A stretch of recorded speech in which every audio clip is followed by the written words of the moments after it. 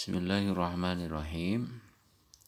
Di pertemuan kemarin kita sudah menerjemahkan kitab Mabadi Awaliyah halaman yang keempat, yaitu dari paragraf pertama kemudian paragraf kedua.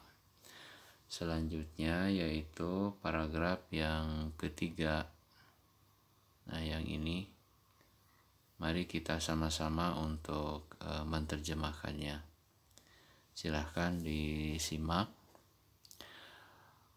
Walamma kanat kutubul usulil mutadawilati baina aidina usrat tanawuli li abna'i jinsina ba'duha li su'ubati ibaratiha wa ba'duha li admi ityanil amsilati liqawaidiha.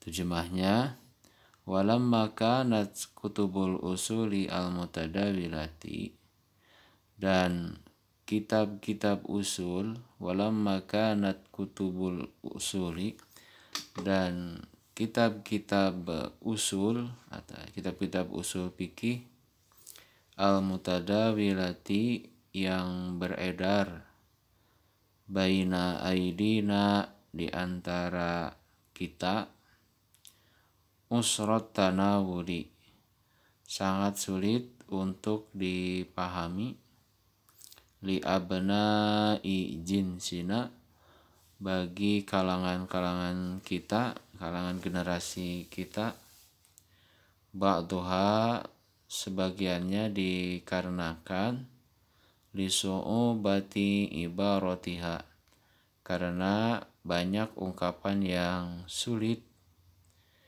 wa ba'duha dan sebagian yang lain li adami ityanil amsilah yaitu karena tidak adanya contoh-contoh li qawaidiha terhadap kaidah-kaidahnya. Ya, sekali lagi, walamma kanat kutubul usuli, dan kitab-kitab usul, maksudnya kitab-kitab usul fikih al-mutadawilati yang beredar baina aidina di antara kita usrat tanawuli sangat sulit untuk dipahami li abna'i jinsina oleh kalangan generasi kita, ba'duha sebagiannya dikarenakan li su'ubati ibaratiha karena ungkapan-ungkapannya sulit, li su'ubati ibaratiha karena banyak ungkapan-ungkapan yang sulit maksudnya sulit dipahami, wa ba'duha dan sebagian yang lain li adami ityanil amsilah karena tidak ada contoh-contoh ya. Tidak ada contoh-contoh li qawaidiha bagi kaidah-kaidahnya. Nah, maksudnya adalah banyak sekali di kita ini kitab-kitab usul fikih, banyak sekali ini diakui oleh penulisnya yaitu Al-Ustadz Abdul Hamid Hakim. Beliau menjelaskan bahwa memang kitab usul fikih ini banyak sekali di antara kita, ya, mulai dari yang dianggap mudah maupun yang sulit, baik yang kitabnya yang tipis maupun yang tebal. Tetapi ternyata bagi Ustadz Abdul Hamid Hakim itu banyak sekali yang sulit untuk dipahami maksudnya. Kenapa sulit dipahami? Karena itu satu, banyak sekali ungkapan-ungkapan yang asing. Artinya ungkapan-ungkapan tersebut sulit untuk dipahami maknanya maupun cara memahaminya. Wa ba'duha, dan sebagian yang lain karena dalam menjelaskan kaidah-kaidah itu tidak dibarengi dengan contoh-contoh. Misalkan kita dulu pernah belajar tentang kaidah al-amr, kaidah perintah. Misalkan ada kaidah al-asru fil amri lil wujub, asal dalam perintah menunjukkan wajib. Illa madalad dalilu ala khilafihi, kecuali ada dalil yang menyalahinya. Nah, jika ini tidak dijelaskan dengan kaidah, maka maksud dari kaidah ini apa? Maka penting sekali, misalkan ketika menjelaskan kaidahnya, maka dibarengi dengan contoh ayat. Contoh ayatnya makanya dulu kita pernah belajar contoh, misalkan contoh al-amr perintah, yaitu wa aqimus sholat, dirikanlah oleh kamu sholat. Ini ada ayatnya dalam Al-Quran. Maka dengan kaidah ini kita bisa paham bahwa aqimus sholat ini merupakan al-amr perintah. Maka dalam kaidah al-aslu fil amri lil wujub, asal dalam perintah itu menunjukkan wajib kecuali ada dalil yang menyalahinya.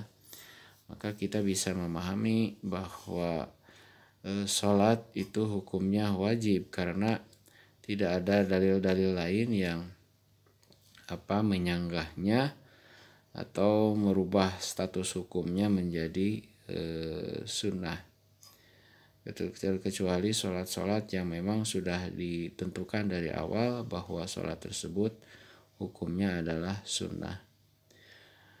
Kemudian terjemah selanjutnya, hasuna an nadu'a fil usuli kitaban ala wajhi sahlin ma'a ityanil amsilati li'anna hibzul qawaidi ma'a adamil ilmi bi amsilatiha la yajdi naf'an wa yuaddi ila tadyi'il waqti. Terjemahnya adalah hasuna, maka alangkah baiknya an-nadu'a fil usuli, jika kita menulis kitab usul, kitab usul ala wajhi sahlin, dengan cara yang mudah, maksudnya mudah dipahami, ma'a ityanil amsilati, tentu harus dibarengi dengan contoh-contoh. Li'anna hibzul qawaid, karena jika hanya menghafal kaidah-kaidah saja, ma'a adamil ilmi bi amsilatiha, tanpa dibarengi dengan pengetahuan bi amsilatiha berupa contoh-contohnya, la yajdi naf'an, maka kita tidak akan memperoleh manfaat, wa yuaddi, dan kita hanya akan melaksanakan atau kita akan memperoleh ila tadyi'il waqti, yaitu menyia-nyiakan waktu. Sekali lagi, hasuna, cukup atau alangkah bagusnya, alangkah baiknya, an-nadu'a fil usuli kitaban, bahwa kita menulis kitab usul ini ala wajhi sahlin, dengan cara yang mudah, ma'a ityanil amsilati, bersama dengan contoh-contoh ya, ma'ityanil amsilati bersama dengan mendatangkan contoh-contoh li'abna hibdzul qawaid, karena jika hanya menghafal kaidah-kaidah saja ma'a adamil ilmi tanpa dibarengi pengetahuan bi amsilatiha terhadap contoh-contohnya la yajdi naf'an, maka kita tidak akan memperoleh manfaat, wa yuaddi ila taji'il waqti, dan kita akan terjebak kepada ila taji'il waqti, yaitu menyia-nyiakan waktu. Demikian apa yang bisa Ustaz jelaskan pada kesempatan hari ini.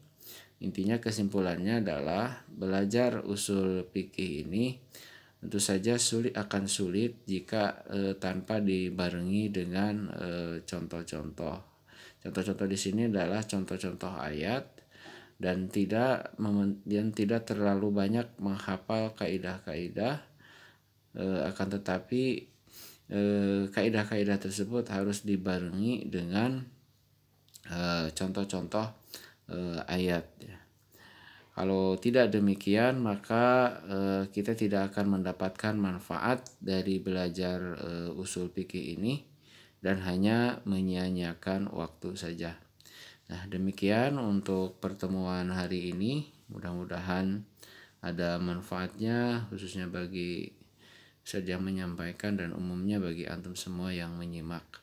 Silahkan untuk dicatat dan ditulis, ya, mudah-mudahan bisa dipahami. Demikian, assalamualaikum warahmatullahi wabarakatuh.